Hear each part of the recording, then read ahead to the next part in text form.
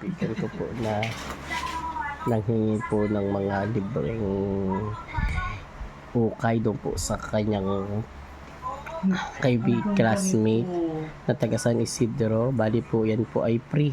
So guys, gusto ko pasusuot ko po sa kanya itong ano bang tawag dito, tibak yata po ito, dilaw na dilaw. So yan guys, abangan nyo po yung pagsusuot ni Sophia nito. Ayan, dito nyo na po makikita ang tunay na Maria Mercedes. So yan guys, nagkakalkal po siya para po dun sa power. Ganda ano.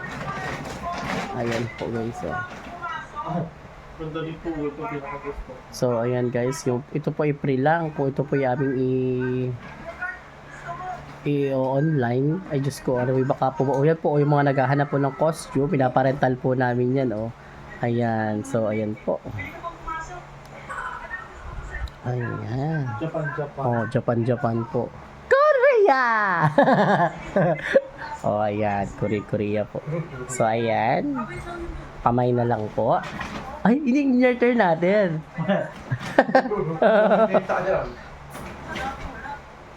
Ayan, pupo short. So ayan po. Pero mas gusto ko talaga po ito ang susuotin ni Sophia. Itong tibak na dilaw. Disco po. Pag hindi naman nakita mo kagawad si kagawad nito pag sinuot. Oo, parang yun sa sa mga bowl.